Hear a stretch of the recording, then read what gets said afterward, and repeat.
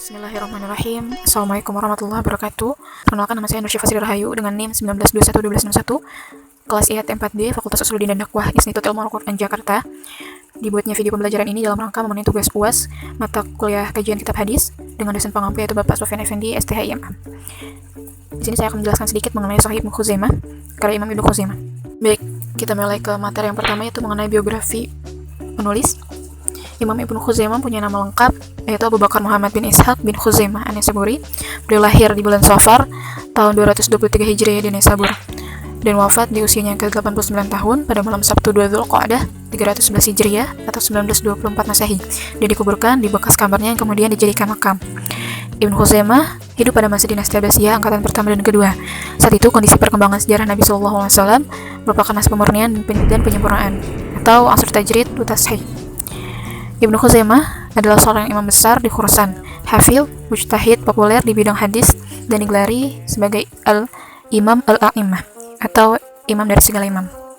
Beliau dikenal sebagai orang yang sangat baik, semangat belajar yang tinggi sejak kecil, cerdas, tawadu, dermawan, kerja keras, juga berani menyampaikan kebenaran, kritik dan koreksi, terutama jika berkenaan dengan hadis yang keliru. Selain itu, beliau juga suka dengan ilmu fikih. Setelah mempelajari Al-Quran dengan baik dan menghatamkannya di usianya yang ke-17, sekira-kira tahun 240 Hijriah, beliau memulai petualangannya menjelajah lahan keilmuan Islam, antara lain di Irak, Syam, Mekah, Madinah, dan Mesir. Beliau mengasah dirinya sebagai seorang faqih, sekaligus muhadis handal dan teruji, mempelajari fikih dari Ar-Rabi dan Al-Muzani, serta pernah menjadi imam di Khurasan.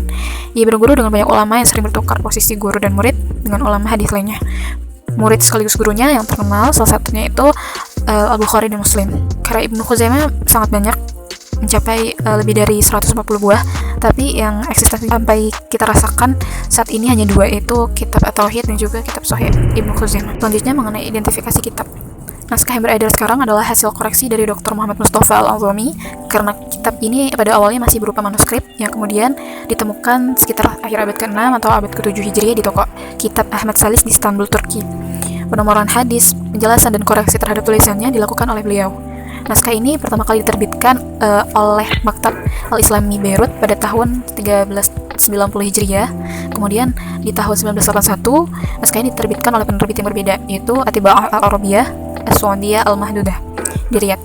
Pada tahun 1992, Al-Maktab Al-Islami Beirut kembali mencetak ulang, dan dari ketiga cetakan tersebut tidak ada perubahan atau perbedaan dari isinya. Yang berbeda hanyalah format yang semakin menarik. Sahih Ibnu Khuzaimah merupakan ringkasan dari karyanya yang sebelumnya, yaitu Musnad Al-Kabir. Ada juga yang mengatakan ini sebagai pelengkap dari Musnad Al-Kabir yang belum selesai. Kitab ini tersebar melalui periwayatan cucu laki-laki Ibnu Khuzaimah, yaitu Abu Thahir Muhammad bin Al-Fadl yang wafat pada tahun 446 Hijriah. Kitab ini memuat hadis-hadis hukum. Hadis selain pembahasan hukum dibuatnya secara terpisah, yaitu terdapat dalam kitab Tauhidnya. Walaupun namanya adalah kitab sahih, tapi hadis yang terdapat di dalamnya tidak semuanya sahih. Ada yang doif, ada yang hasan. Walaupun dikatakan doif, tapi dia tidak parah. Kendati demikian, hadis-hadis yang terdapat dalam kitab Sahih Ibnu Khuzaimah masih terpelihara lafal dan status kesahihannya. Berdasarkan keterangan di atas, para ulama berpendapat bahwa sebenarnya kitab ini lebih cocok dikatakan sebagai kitab sunan. Sebelum kita berbicara panjang lebar mengenai kitab Sahih Ibnu Khuzaimah, alangkah baiknya kita memahami apa itu kitab sahih. Kitab sahih adalah jenis kitab yang terlepas dari isi dan sistematika penyusunan yang berbeda-beda. Oleh penulisnya dipastikan mengakomodir hadis-hadis sahih. Nah, nama asli kitab ini oleh penulisnya sendiri diberi judul yaitu Mukhtasar Al-Mukhtasar minal Musnad As-Sahih an Nabi sallallahu alaihi wasallam. Ulama mutaqaddimin pun menamainya dengan Mukhtasar Al-Mukhtasar.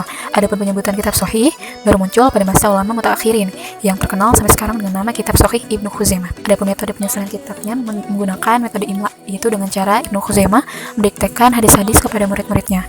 Kemudian sistematika penulisannya menggunakan sistematika kitab. Kitab Sahih Ibnu Khuzaimah terdiri dari 4 jilid yang dibagi menjadi 7 kitab. Kemudian dari 7 kitab itu diklasifikasikannya kembali menjadi beberapa bab yang jumlahnya berbeda pada tiap babnya. Penomoran pada setiap bab dalam kitab ini disusun berurutan dari awal sampai akhir dan akan dimulai kembali terhadap kitab selanjutnya. Kitab ini menggunakan istilah jum'u abwab pada tema yang terulang. Pada setiap bab mencantumkan hadis yang lengkap dengan sanad dan matanya. Adapun jumlah keseluruhan hadis yang terkandung dalam kitab ini berjumlah 3079 buah, termasuk hadis yang terulang.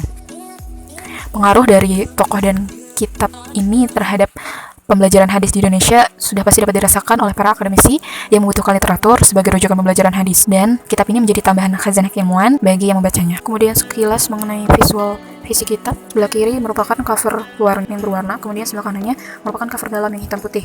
Kemudian pada mukadimahnya ini ada banyak penjelasan mengenai biografi beliau, rihala ilmiah, guru-gurunya, karakter beliau, karomahnya, penilaian ulama terhadap beliau, kemudian ada tanggal wafatnya, sistematika, kemudian ada juga manhaj dalam mentahkiknya. Nah, dalam manhaj ini ada beberapa informasi yang sekiranya penting disampaikan, yaitu Mustafa Al-Azumi ini mentakhrij hadis yang dipikir perlu ditakhrij. Jadi tidak semuanya hadis yang terdapat dalam kitab Ibnu Huzaimah ini ditakhrij gitu.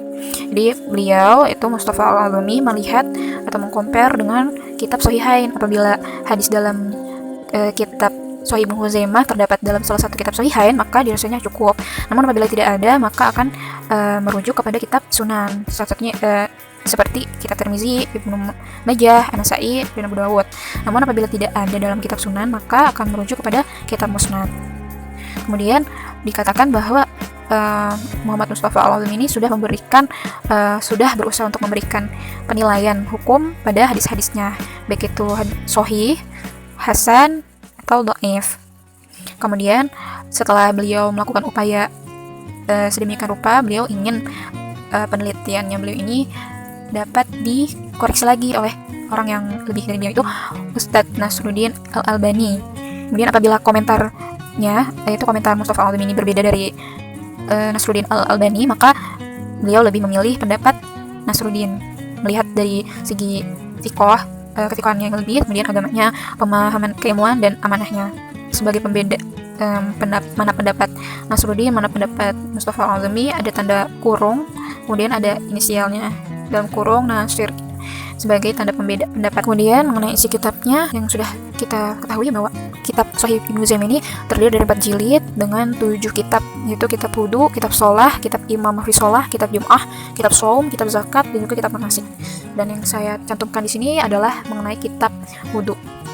Sesuai dengan sistematika yang sudah saya jelaskan tadi, di sini terdiri dari beberapa bab. Dalam setiap kitabnya akan disebutkan penomorannya secara berurutan dari awal sampai akhir, kira-kira 500-an hadis ya, tercatat di beberapa sumber.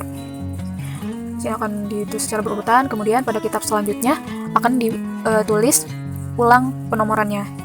Jadi tidak melanjutkan dari kitab sebelumnya. Kemudian jika ingin melihat secara jelas mengenai urutannya, bisa dilihat dari daftar isinya. Mungkin hanya ini yang dapat saya jelaskan. Semoga yang sedikit ini dapat menjadi manfaat untuk kita semua. Terima kasih. Assalamualaikum warahmatullahi wabarakatuh.